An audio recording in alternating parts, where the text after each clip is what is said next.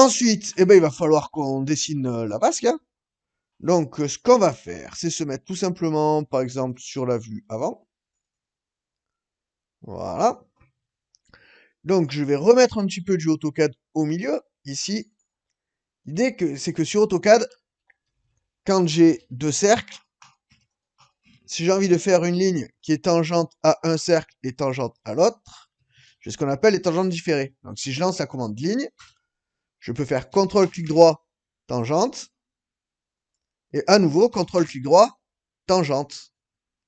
Donc, à ce moment-là, je suis parti d'une tangente différée à une autre tangente, et j'ai bien une ligne qui est tangente entre deux. Donc, ça, c'était très bien, c'était l'époque d'AutoCAD, sauf que ben, maintenant, eh ben, on n'a plus ça avec Revit. Donc, il faut trouver une façon pour arriver à faire un cercle qui soit tangent, enfin, une ligne qui soit tangente à deux cercles, parce qu'on est dans ce scénario ici. Là, si je regarde, cette ligne-là, elle est bien tangente à ce cercle et aussi tangente à ce cercle. Et ça, c'est assez important parce qu'il faut qu'il n'y ait aucune arête qui soit marquée pour avoir de jolis rendus. Donc ici, il n'y a pas d'arête, ici, il n'y a pas d'arête. C'est le principe d'être tangent à un cercle. Donc, la solution pour arriver à faire en sorte que une ligne soit tangente à deux cercles quand on n'a pas l'accrochage différé, c'est de tout simplement dessiner les rayons de nos deux cercles. Ensuite, de mettre bout à bout les deux cercles et de dessiner deux lignes verticales ici et ici. Voilà. Ensuite, on va dessiner une ligne qui relie les deux centres. Ensuite, on va prendre l'outil cercle. Je prends l'outil cercle et je fais un cercle centré ici et qui passe par l'extrémité de ma ligne, donc le centre de l'autre cercle. Ensuite, si j'ai envie de faire une ligne qui est donc tangente de ici à ici, je vais prendre l'outil rotation. Je sélectionne mes deux lignes verticales et je valide et je choisis ici le centre. Ensuite, je prends l'option référence. Et donc, je vais recliquer sur le centre du premier cercle.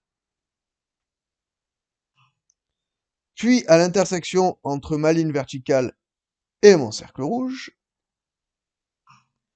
Et je vais tout simplement me positionner ici, sur le centre de l'autre cercle. Et j'obtiens donc bien cette ligne ici, qui est tangente à mes deux cercles. Si j'avais voulu dessiner l'autre tangente, donc cette tangente ici, j'aurais pas eu besoin de ces deux lignes-là. J'aurais tout simplement fait rotation, choix des objets, validation, point de base, donc le centre de mon cercle. Et là, j'aurais donc fait référence, mon centre, l'intersection entre ma ligne verticale et mon cercle, et ici l'intersection entre les lignes verticales et mon cercle. Donc là, maintenant, on sait créer n'importe quelle ligne tangente à deux cercles. Et nous allons donc appliquer ceci à notre TP. Donc ici, on a à chaque fois un cercle qui fait 25 et un cercle qui fait 10. Allons-y. Donc, je vais me mettre déjà sur mon niveau de référence. Puis, je vais faire créer extrusion parchemin.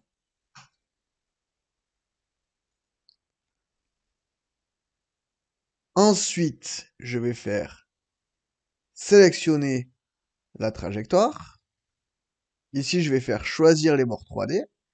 Et je vais venir sélectionner tous les bords ici de ma vasque.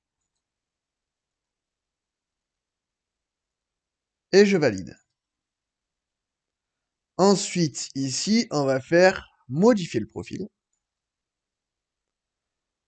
On va aller dans n'importe quelle vue, élévation droite ou gauche, peu importe. Ouvrir la vue. Ensuite, ici, nous allons créer deux cercles, un avec un rayon de 25 et un autre avec un rayon de 10. Échappe, échappe à nouveau. Je sélectionne mes deux cercles et je les déplace du cadran jusqu'à ma trajectoire. Puis je vais faire une copie. Et je vais copier ça du cadran jusqu'à mon bord ici. Échappe. Et là, nous allons visualiser par où doivent passer les tangentes.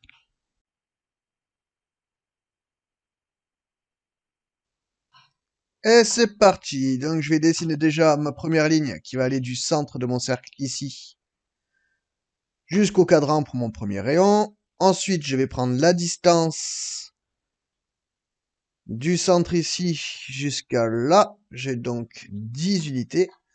Je vais donc dessiner un autre morceau ici de 10. Entrée. Puis je vais faire mes deux lignes verticales, celle-ci et celle-ci. Et je vais dessiner mon cercle centré sur le premier et qui passe par le centre du deuxième. C'est pour s'accrocher plus facilement. Ensuite, je vais prendre l'outil rotation. Donc déjà, je vais sélectionner mes deux lignes verticales. Rotation. Je clique sur le point bleu et je le fais glisser jusqu'au centre. Puis je viens cliquer sur cette extrémité ici, que je vais amener jusqu'au centre du cercle. Échappe. Et j'ai donc bien cette ligne ici, qui est tangente à mes deux cercles. Il ne me reste plus qu'à faire un petit peu de nettoyage. Je vais donc supprimer ce trait et ce trait. Ensuite, je vais supprimer ce cercle ici. Je ne vais pas faire la même salade pour mes autres tangentes. Je vais tout simplement utiliser l'outil décalé. Et je vais donc décaler de cette valeur ici, soit 15 mm.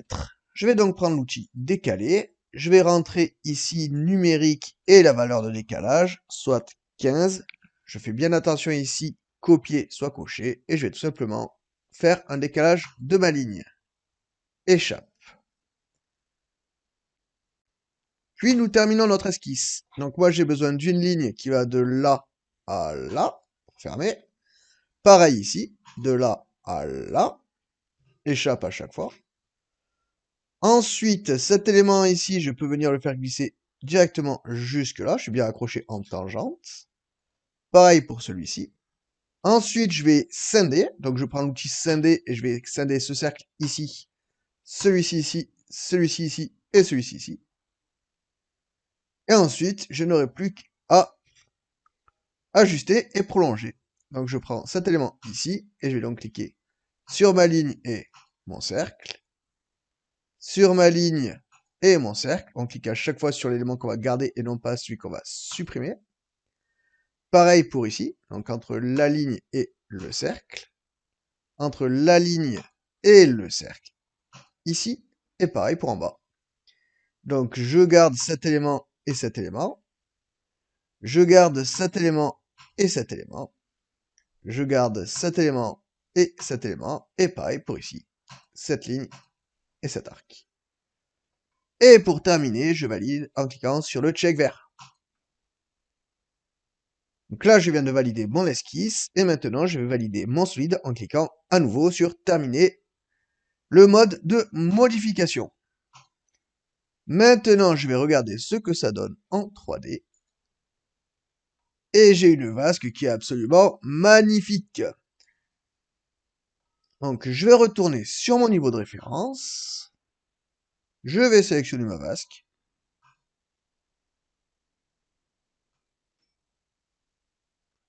Puis, je vais prendre l'outil miroir. Et je vais faire un miroir. Ceci étant terminé, je vais attacher les différents éléments. Je vais donc sur ma 3D. Je prends l'outil attacher et je vais attacher tout ça. Donc ça avec ça, ça avec ça, ça avec ça, et ça avec ça. Échappe. Donc l'intérêt, c'est que j'aurai un matériau pour l'ensemble. Et si je me rapproche de ma vasque et si je fais tabulation, je sélectionne tout ce qui est attaché en même temps. On va regarder ce que ça donne en ombré.